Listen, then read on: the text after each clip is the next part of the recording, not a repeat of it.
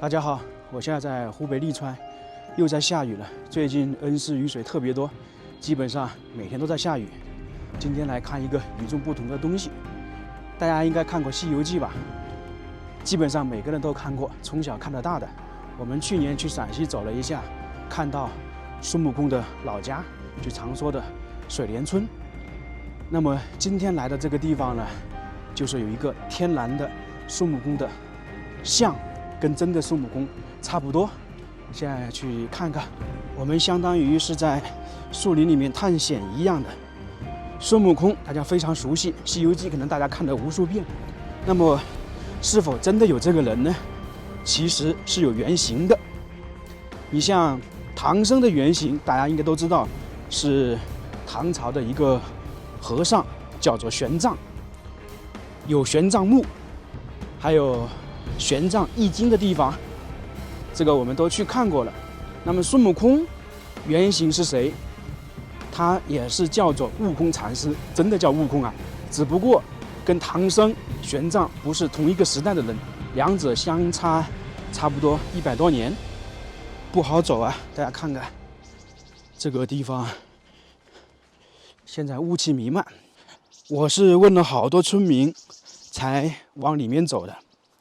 不知道走没走对啊？我最近基本上都是在大山里面，因为给大家寻找这些东西都要费一番功夫，所以呢，开车还要走路都要比较久。这就实话，胆子小的人，你一个人敢来这样的大森林里面走吗？还好，可能是我小时候生在农村，经常也走这样的田间小道，有时候小时候放牛也会穿越这样的山林。我也不知道走的路对不对啊，因为村民只指了个大概方向，都是我在里面探索的。现在雨也下得越来越大，我今天其实准备是湿透了。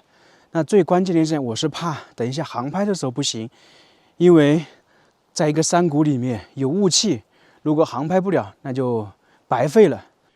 在下雨，这个路上都是很滑，我刚才已经摔了好几次跤了，只是没拍而已。就是全是这种泥巴路嘛，好像快到了，就在前面。我刚才在山那边隐隐约看到一些，哇，这里还是悬崖绝壁啊！这下面就是一个万丈深渊，一个大的峡谷。这都是在绝壁上开凿的路，前面好像还有人放羊，听到声音了。现在继续走了，看看这里，好惊险啊！我这里是贴着墙壁走的，哎呦，主要是下雨太滑了，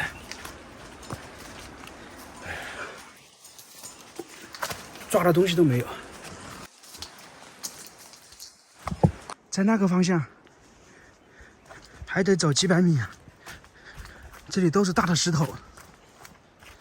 这边风景是很不错啊，对面还住了几户人家，但是就是有一点呢，这边山太多了，全是绝壁。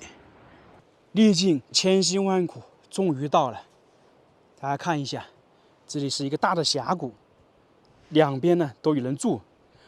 这里看到没有，一个石像，我一开始以为这个就是，但是呢，不是。这里也确实很像一个人。按照一些资料说法，这个是被称为叫做八幡子将军，他的墓是在重庆，就是古代那个春秋的时候有一个八国嘛。还有一点呢，看看这个上面还有人居住，这里相当于是一个悬崖村，那里是不通公路的，好像有几户人家居住。我们站在这个地方，跟那里直线距离大概就是300米，但是如果要走的话，就要从左边的峡谷上面绕上去，起码要走1个多小时。所以呢，这边就是这么的不方便。那么对面也是有人住的。那么去对面，大家如果走的话，就要走到这峡谷下面，就峡谷，然后攀上去，大概也要1-2个小时。如果开车绕到对面去呢，那可能就是要2个小时。现在在近距离看一下这个人像，非常清晰啊，就是一个人脸，一个男人的脸。很相像吧？大自然是非常神奇。尽管说我们今天是来看齐天大圣的像，但是意外的也发现了这个人头像，前方就是齐天大圣的那个石像，看起来很相像啊。它离刚才我们看到的那个将军像直线距离大概200米，那个地方呢就是湖北省利川市牟道镇百丈沟，是在绝壁上面。为什么叫百丈沟呢？就是我们下面这里是一条大的那个峡谷，上下呢可能就是有上百丈，所以说叫百丈沟。这个沟底啊，我刚才看了一下，还有人居住，房子还在这里，不知道现在迁走了没有。那起码之前是有人居住的，所以在重庆还有利川这边大山里面啊，都是有人居住的。包括这个齐天大圣石像上面也是有几户人家，刚才看的那个将军人像上面那几户人家也是不通公路的。这样看是不是很相像？现在我们就来看一下这个齐天大圣像，顺便呢也讲一讲《西游记》的故事。《西游记》肯定大家都看过了，但是大家发现没有，孙悟空、猪八戒，还有小白龙、沙和尚，他们这些人，除了孙悟空一路呢非常认真，你像猪八戒和沙和尚都是漫不经心的。为什么？因为他们是有后路的。看《西游记》也知道，猪八戒如果他不取经，他还可以回高老庄守着他的媳妇好好过日子。那孙悟空呢，没办法，因为毕竟他大闹天宫之后被压在石山下面500年。你包括这里看到这个石像孙悟空，那就是很生气、很郁闷的样子。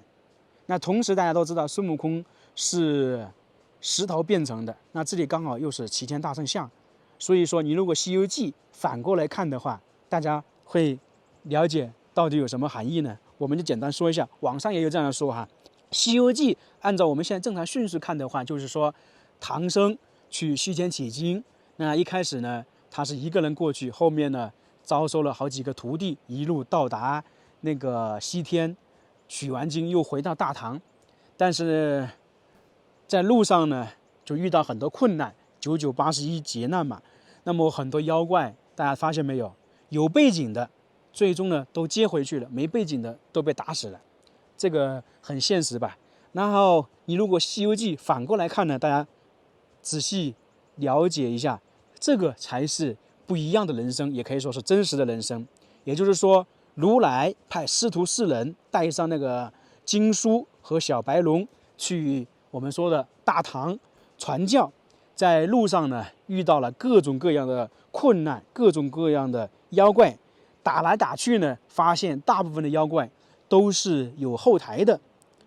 那有后台的那些妖怪呢，当时在路上作恶多端，但是最终呢发现之后被接回去了。那大家都知道，那个《西游记》里面看的确实如此。那些没有后台的，你像白骨精被打死了吧？那么这个就很搞笑的，就是八戒和沙和尚就觉得有点太黑暗了，一个躲进了高老庄，一个呢钻进了流沙河，就跟我们反过来一样的，或者是我们刚才说的，按照正常的顺序看《西游记》，或者倒过来看《西游记》一样，猪八戒和沙和尚都有他的根据地，都能够回去，而孙悟空不行。所以说，倒过来看的话，沙和尚和八戒走了之后，只有孙悟空坚持正义，一路呢打那些妖怪，帮助唐僧，就是他的师傅，去唐朝传教。那结果大家都知道，孙悟空一路上呢打那些妖怪，他一开始看到有背景的也好，没背景的也好，他都要打。那天庭肯定不同意啊，有背景的，那是人家打个比方说，是太上老君养的东西，那你打他肯定是驳他的面子。所以说，天上的神仙呢对孙悟空呢忍无可忍，就和如来达成了协议，就把孙悟空办了，最终呢压在了五指山下面。那后面大家都知道了，唐三藏就是唐僧一个人呢去了长安，在长安传教，封为玉帝，就是变成李世民的那个弟弟嘛。那过了500年，孙悟空从五指山下逃了出来，去天庭把他搅了个天翻地覆。后面我们就不用说了，最终呢，孙悟空心灰意冷啊，就回到了花果山。最终呢，在花果山过完平淡的一生，变成了一块石头，就是我们现在打个比方说看的一块石头。这个是不是很形象？《西游记》不知道当时作者写的时候有没有写完，从回头去看，反正非常有意思。大家觉得是如何？因为《西游记》师徒4人加一匹马，只有孙悟空相对来讲的话，一路是认认真真，还有呢，他没有退路，而其他人呢，相当于还是有退路的。这个就是整个这部小说的一些故事，正反2方面看都可以。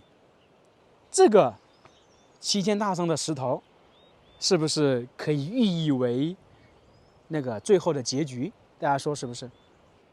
今天来这个地方啊，风景还可以。现在雨终于停了，到处云雾散开了。来这个地方还是可以的，终于见到了这个石像。我从外面进来走了1个多小时，齐天大圣像还有这个人头像我们就看完了，准备回去了。尽管说今天摔跤摔了好多次，但是我觉得来这里呢还是不虚此行，也让大家见识到了什么是悬崖村，什么是大山，什么是百丈的绝壁。在这个绝壁下面还有一条河流，河流下面还有房屋，这个可能在以前呢很少见到，甚至说有些人根本是没有见到的。你包括我们左边这里、右边这里都是有人居住的，高度都是几百米，然后直线距离呢就是300-400米。但是如果要去对面的话，走路没有2个小时是到不了的。那行，今天我们就到这里了，感谢大家。